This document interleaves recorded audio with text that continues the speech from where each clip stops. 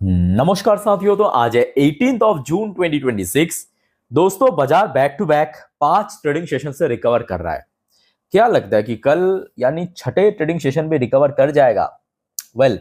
बहुत सारे दोस्तों शेयर मार्केट से रिलेटेड अपडेट्स हैं। चलिए एक एक करके एक्सप्लेन करता हूं। तो रिक्वेस्ट करूंगा आप सभी को, प्लीज वीडियो को बिना स्किप के पूरा अंत तक जरूर देखना, और खास करके इस वीडियो की आखिरी 3-4 मिनट पे जब हम मार्केट को एक्सप्लेन करेंगे, चर्चाएं करेंगे कि कल मोस्ट प्रोबेबली मार्केट किस तरह मूव करेगा, निफ्टी बैंक निफ्टी की कहां पे रेजिस्टेंस है, कहां पे सपोर्ट लेवल है, उस पार्ट को तो कतई मिस मत करना। ओके, तो आइए सर सबसे पहले चेकआउट करते हैं कि आज हमारे मार्केट एनालिस्ट दोस्त ने क्या कहा। देखिए, आज इस टॉपिक को कवर किया LKP सिक्योरिटीज की तरफ से एक एनालिस्ट ने।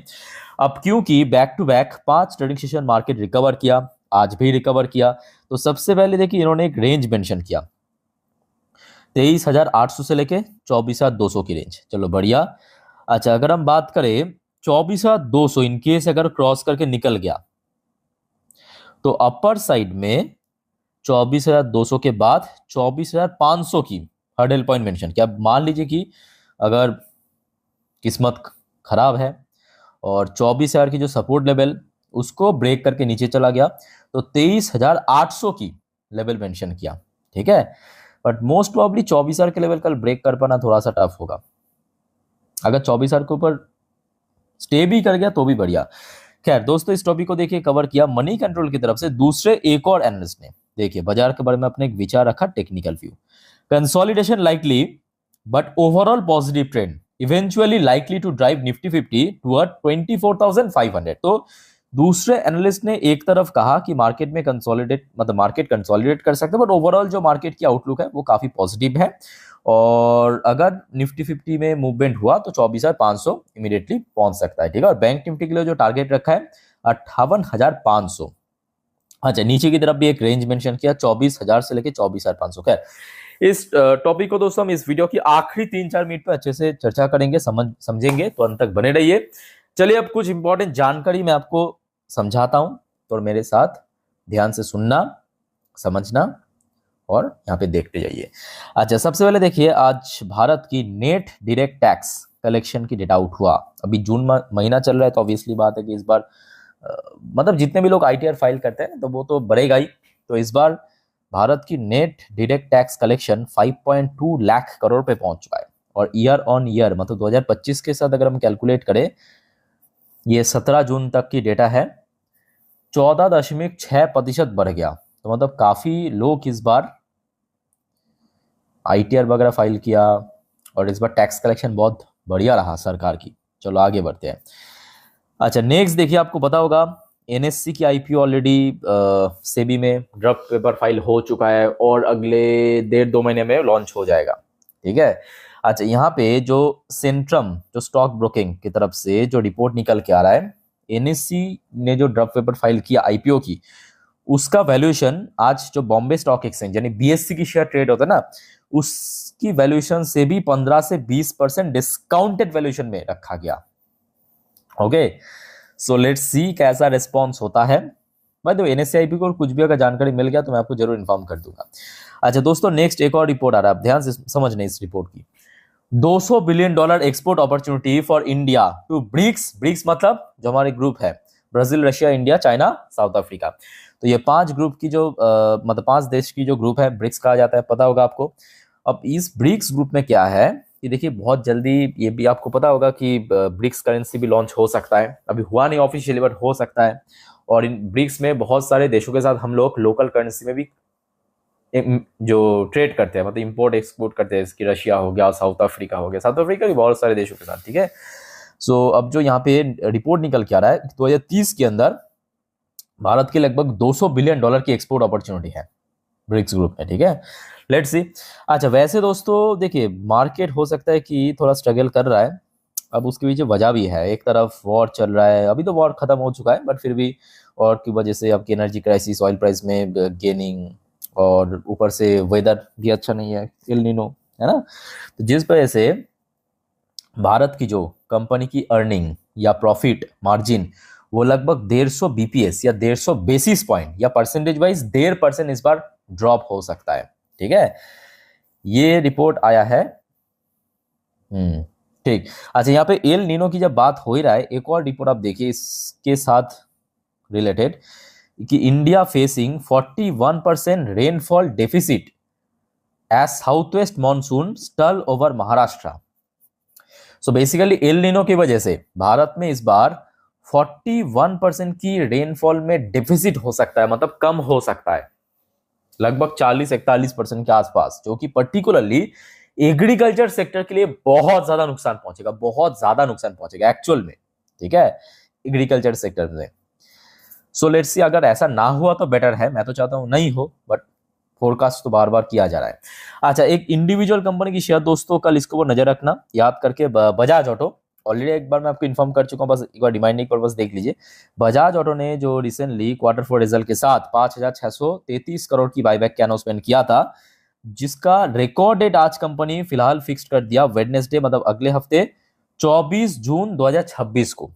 ठीक है, और याद रखना इस बाईबैक की जो फ्लोर प्राइस रखा गया था वो था 12,000 पर शेयर, और अभी बजाज ऑटो की शेयर आई थिंक कि 10,000 के रेंज में चल रहा है। ठीक है। अच्छा, नेक्स्ट दोस्तों, एक रिपोर्ट आ रहा है आपकी, एक मार्केट एनालिस्ट नीरज देवान की तरफ से। इन्होंने कहा, stay invested, keep accumulating quality stocks. तो यहाँ पे आपको समझने की आवश्यकता है इनकी बात को। ठीक है, स्टे इन्वेस्टेड मतलब लगातार इन्वेस्ट करने की इन्होंने कहा, सजेशन दिया है। साथ में क्या कहा कि भाई जो क्वालिटी स्टॉक्स है उसमें ही निवेश करना, आपको उल्टा सीधा शेयर में नहीं कहा इनकी तरफ से। ठीक है, और इनके साथ में दोस्तों एक्स्ट्रा कुछ मैं ऐड भी करना चाहूंगा कि कोशिश कीजिए उतना ही पैसा निवेश करने की। ठीक है, लोग क्या करते हैं पता है, लोगों की सबसे बड़ी गलती, लोगों के पास जितना भी पैसा है सब एकदम उठा के डाल देता है, बाद में जब गिर जाते हैं लोग कहते हैं भाई भाई खत्म हो गया, मैं बर्बाद हो गया। ऐसा नहीं करना चाहिए सर, ये शेयर मार्केट है। ठीक है, यहाँ पे गिरावट भी होगा, गेनिंग भी होगा। सो उतना ही निवेश करना जितना पैसा आपको अगले 5 से 7 साल के लिए निकालने की जरूरत ही नहीं पड़े। समझ आ रहा है बात? चलो आगे बढ़ते हैं। अच्छा, नेक्स्ट दोस्तों, एक सर्वे के हिसाब से देखिए, ये रिपोर्ट आया है कि 70% opinion leaders see India as major global power in 2 decades. मतलब पूरे दुनिया की 70% जो लीडर्स हैं, चाहे वो प्रेसिडेंट हो सकता है, प्राइम मिनिस्टर हो सकता है, 70% प्राइम मिनिस्टर ये कहा, अपने ओपिनियन शेयर किया कि अगले 2 डिकेड में, 2 डिकेड मतलब अगले 20 साल पे भारत एक मेजर ग्लोबल पावर बन जाएगा। ओके। अच्छा, यहाँ पे जब भारत की बात हो रहा है, भारत की प्रधानमंत्री मोदी जी अभी फ्रांस में, आपको पता होगा।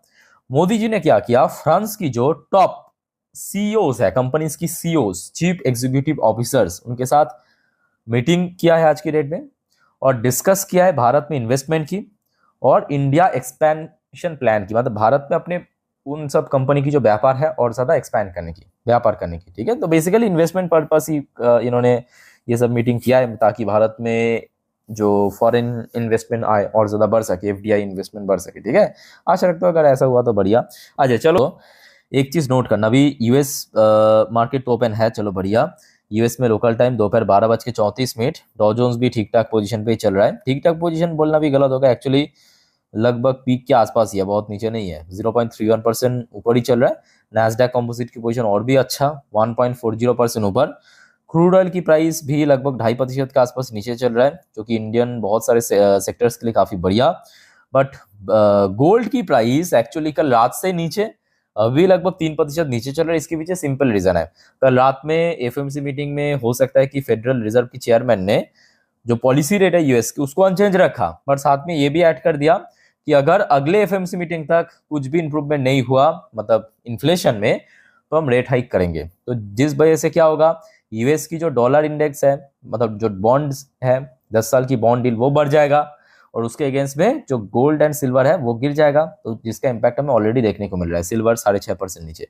अच्छा, बाकी देखा जाए इंडियन करेंसी की वैल्यूएशन में ऐसा कुछ बहुत बड़ा चेंजेस नहीं हुआ, पिछले 4-5 ट्रेडिंग सेशन से सेम ही चल रहा है। बट यहाँ पे वहाँ पे किया था वो सेक्टर है आईटी सेक्टर। और फिलहाल आप देख सकते हो जो हमारे इंडिया की ट्रेडिशनल आईटी कंपनी यूएस में लिस्टेड है, जैसे कि विप्रो एरियर वर्शन लगभग 5.5-6% नीचे गिर चुका है।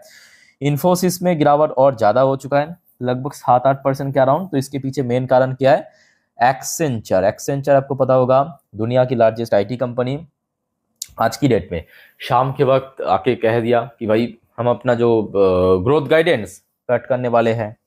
पहले जितना दिया था कट कर दिया, तो एक्सेंचर में गिरावट हो गया 15-16% अभी यूएस मार्केट में, और जिसके देखा देखी कल आईटी सेक्टर में गिरावट हो सकती है। तो आप लोग मेंटली प्रिपेयर होकर चलिए, कल आईटी सेक्टर से तो एटलीस्ट कुछ हेल्प नहीं मिलेगा मार्केट को, ठीक है, बट बैंकिंग सेक्टर से मिल सकता है। अभी देखिए इन आईसीआईसी बैंक की एडीआर वर्जन 0.86% पॉजिटिव में चल रहा है, दूसरी तरफ एचडीएफसी बैंक की एडीआर वर्जन 1.31% पॉजिटिव में चल रहा है। अब क्योंकि यहाँ पे इन्फोसिस और विप्रो की एडीआर वर्जन गिर गया ना, गिर गया, गिफ्ट निफ्टी जिस वजह से नीचे चल रहा है, अदरवाइज नीचे नहीं होना चाहिए था। आप में से बहुत सारे जो व्यूअर्स हैं, मुझे आई थिंक कि दिन की सेकेंड या तो फर्स्ट वीक में पूछ रहा था कि सर मार्केट क्लोज होने के बाद गिफ्ट निफ्टी सडनली 150-100 पॉइंट गिर क्यों गया। गिर इसलिए गया क्योंकि एक्सेंचर की जो ग्रोथ गाइडेंस में कट किया है, जिस वजह से तुरंत हमने देखा एक्सेंचर की शेयर गिरा प्री मार्केट में, तो उसके देखा था कि इन्फोसिस विप्रो की एडीआर वर्जन भी गिरा। और अभी आप देख सकते हो जिस वजह से, ये रियल टाइम डेटा मैं आपको दिखा रहा हूँ, रात 10:06 की एकदम ताजा अपडेट। आज दोपहर को देखिए जब हमारे क्या हो गया, हाँ, निफ्टी 50 क्लोजिंग दिया था, उस टाइम पे जो गिफ्ट निफ्टी की क्लोजिंग पोजीशन था उस हिसाब से 147 पॉइंट नीचे आ चुका है, ठीक है भाई। तो दोस्तों ये अभी की अपडेट है, आशा रखता हूँ कि कल सुबह ओपन होते होते मतलब कुछ चेंजेस होता है तो बढ़िया। तो कल सुबह दोस्तों मैं अपनी इंस्टाग्राम स्टोरी में दे दूंगा सुबह की जो गिफ्ट निफ्टी और क्रूड ऑयल की प्राइस, आप लोग सिर्फ चेक कर लेना, ठीक है, मेरे इंस्टाग्राम स्टोरी, जिसका लिंक आपको इस वीडियो के नीचे डिस्क्रिप्शन बॉक्स में मिल जाएगा। आइए आगे बढ़ते दोस्तों। आज वैसे तो एफएस ने फिर से बेचा है, आज एफएस ने थोड़ा सा बेचा है, ये सच है, 1025 करोड़ के आसपास एफएस ने बेचा है, और डीएस ने खरीदा 3516 करोड़ की शेयर। अच्छा वैसे दोस्तों बहुत सारे नई जियोपॉलिटिकल अपडेट्स भी आया है, जिसको मैं अगले वीडियो मतलब रात की 12 बजे की वीडियो में कवर करने वाला हूँ, सो प्लीज मिस मत करना अगले वीडियो, ठीक है। आप अगर जल्दी सो जाते हैं सर कोई दिक्कत नहीं है, आप सिर्फ चैनल को सब्सक्राइब करके रखिए, सुबह उठ के चेक कर लेना जरूर, ठीक है, क्योंकि मार्केट के लिए काफी वाइटल है। अच्छा फिलहाल आज TA35 इजराइल की टॉप इंडेक्स क्लोजिंग दिया 0.88% पॉजिटिव में। ओके सो मार्केट से रिलेटेड जितने भी इंपॉर्टेंट अपडेट था मैं आपको दे चुका हूं। अब चलिए मार्केट एनालिसिस वाला पार्ट के ऊपर आपको लेके चलता हूं। मैं ओपन कर लिया निफ्टी 50 की लास्ट 3 महीने की कैंडलस्टिक चार्ट पैटर्न। अच्छा अब जो बात आपको मैं बताने जा रहा हूं, ध्यान से मेरी बात को सुनना, अच्छे से ऑब्जर्व करना। अच्छा सबसे पहली बात, कल इंपॉर्टेंट कुछ सेक्टर है जिसको ऊपर नजर रखना, सबसे important most important IT sector. IT sector कल दोस्तों बिल्कुल ही मार्केट को हेल्प नहीं करेगा, ऊपर से मार्केट को गिराने की कोशिश करेगा, इतना 90% कंफर्म है, ठीक है, 90% कंफर्म है कि आईटी सेक्टर कल मार्केट को गिराने की कोशिश जरूर करेगा। और निफ्टी 50 में तो ढेरों सारे आईटी कंपनी है ना, TCS, Infosys, Wipro, HCL technology, LTM, tech Mahindra, सब आपके आईटी निफ्टी 50 में है, ठीक है, तो वहां से तो बिल्कुल हेल्प नहीं मिलेगा। सो कल दोस्तों अगर बाजार को कोई बचा सकते हैं तो वो है हमारे बैंकिंग सेक्टर। कल बैंक दोस्तों बाजार को बचा सकता है, नोट करना। इसके अलावा ऑटो सेक्टर में भी एक डिसेंट वेटेज है, ठीक है, तो ऑटो सेक्टर भी इंपॉर्टेंट है। तो ये 3 सेक्टर मैं कहूंगा कल के लिए इंपॉर्टेंट। आईटी से हेल्प नहीं मिलेगा, बट ये 2 सेक्टर का चल गया, और स्पेसिफिकली एक शेयर का नाम लूंगा जरूर, वह रिलायंस इंडस्ट्री। ये 3 मतलब 2 सेक्टर और एक शेयर अगर चल गया, मार्केट रिकवर करेगा, अदरवाइज मार्केट में थोड़ा सा वॉलिटिलिटी बने रह सकता है, ठीक है। अच्छा अब आ जाइए थोड़ा सा हम देखते हैं यहाँ पे चार्ट पैटर्न में क्या बता रहा है। देखिए एक दिन की चार्ट पैटर्न है, मतलब यहाँ पे जितने भी कैंडल्स है सब एक एक दिन को रिप्रेजेंट कर रहा है। अच्छा अब नोट करते जाइए। सबसे पहले यहाँ पे आपको 2 इंडिकेटर्स दिख रहा है, ब्लू कलर की लाइन यानी 20 डेज की ईएमए मतलब एक्सपोनेंशियल मूविंग एवरेज। अच्छा रेड कलर की लाइन ये है आपका 50 दिन की ईएमए, ठीक। बेसिकली देखिए कुछ इंडिकेटर्स है जिसके तुम्हें पता चलता है कि कहाँ पे रेजिस्टेंस, कहाँ पे सपोर्ट वगैरह अप्रोक्सीमेटली अंदाजा मिल जाता है, ठीक है। अच्छा कल के लिए सबसे जो क्रूशियल लेवल, सबसे क्या कहा क्रूशियल लेवल, वो क्या है 24,200, जहां पे आज हर्डल फेस किया, ठीक है, चलो अच्छी बात है। अच्छा अब आ जाइए थोड़ा सा हम सपोर्ट पॉइंट को डिफाइन करते हैं। सपोर्ट पॉइंट को डिफाइन करेंगे हम 4 घंटे की चार्ट पैटर्न, ध्यान से अब देखते जाइए। आज जिस लेवल पे क्लोजिंग दिया, उस हिसाब से सबसे पहला जो सपोर्ट बनेगा, एक आज जहां पे इंटरडे लो टच किया, दूसरा 24,000 के लेवल। तो सबसे पहला जो सपोर्ट पॉइंट है कल के लिए नोट करते जाइए, आज जहां पे इंटरडे लो टच किया यानी 24,050 से लेके 24,000, ये क्या सबसे पहला सपोर्ट जोन क्लियर हो चुका है, ये क्या सबसे पहला सपोर्ट लेवल, ठीक है। अच्छा बात करेंगे दूसरा सपोर्ट लेवल क्या पे। दूसरा सपोर्ट लेवल देखिए ध्यान से नोट करना, मान लीजिए कि कल बहुत बुरी किस्मत है सबकी, और 24,000 की लेवल निफ्टी फिफ्टी ब्रेक करके नीचे आ गया, ठीक है। तो क्या होगा, तो नीचे की तरफ आप देख सकते हो जो रेड कलर की लाइन है एक दिन की चार्ट पैटर्न पे, जिसका नंबर अप्रोक्सीमेटली 23,800 के आसपास चल रहा है, ठीक है। तो दूसरा सपोर्ट लेवल बनेगा 23,850, क्लियर। और ऊपर की तरफ रेजिस्टेंस मैं कहूंगा इमीडिएटली जो भी है 24,500 के आसपास है, जो कि अप्रैल के महीने पे हिट किया था, अप्रैल और मई पे दो दो बार हिट किया था, नोट करना। यहाँ पे अप्रैल पे हिट किया था और मई पे भी हिट किया था। कौन सा लेवल है, 24,500। तो इमीडिएटली हडल पॉइंट और नियर टर्म टारगेट यही रहेगा, ठीक है। अच्छा अब आ जाइए थोड़ा सा बैंक निफ्टी को हम डिफाइन करते हैं। देखिए बैंक निफ्टी कल मसीहा बन सकता है मार्केट की, क्यों, क्योंकि सबसे पहली बात बैंक निफ्टी की क्लोजिंग बहुत तगड़ा चल रहा है, और बैंक निफ्टी के लिए कल सबसे इंपॉर्टेंट लेवल मैं कहूंगा 58,000 की लेवल, जहां पे आज हिट किया है, अनफॉर्चुनेटली क्रॉस नहीं कर पाया, थोड़ा सा नीचे क्रॉस किया। तो कल 58,000 के ऊपर अगर सस्टेन कर गया, 58,000 के ऊपर अगर सस्टेन कर गया तो बैंक दोस्तों मार्केट को बचा सकता है। ऐसे में 58,000 अगर क्रॉस कर गया तो अपर साइड में जो 58,500 और 59,000 ये जो रेंज है एक टाइम पे सपोर्ट मिला था। आज की बात मैं नहीं कर रहा हूं, मैं बात कर रहा हूं जनवरी फरवरी की। ये देखिए इस साल की शुरू में जनवरी फरवरी की मैं बात कर रहा हूं, वहां पे कुछ समय के लिए सपोर्ट मिला था, तो वहीं पे बन जाएगा अगला हडल पॉइंट, मतलब 58,500 से लेके 59,000 की जोन, ठीक है। बट हाँ अगर कल बैंक निफ्टी फेल हो गया 58,000 को रिक्लेम करने में, तो भाई कोई फायदा नहीं है। रफली आप मान के चलिए 1,000 पॉइंट, क्योंकि बैंक की रेंज थोड़ा ब्रॉड होते हैं, तो नीचे की तरफ 57,000 की सपोर्ट पॉइंट है, ठीक है। तो दोस्तों मैं आपको Nifty fifty bank Nifty clearly समझा दिया डिटेल में। फिर भी आपको कोई कंफ्यूजन है या डाउट्स है प्लीज कमेंट बॉक्स में कमेंट करके बताइए। अच्छा जाने से पहले जो आपको मैं बार बार कहता हूँ याद रखना, मार्केट बहुत वॉलेटाइल है, रिस्की है, सो गलती से भी एफएनओ ट्रेडिंग ये सब चक्कर में प्लीज मत पड़ना। नॉर्मली आप वीडियो देखिए, सीखिए, जानिए। कोई कंफ्यूजन है, डाउट्स है तो प्लीज कमेंट करके जरूर बताइएगा। सो इस वीडियो को वाइंड अप करता हूँ, चैनल को सब्सक्राइब करके जरूर रखना। टेक केयर, बाय बाय, जय हिंद।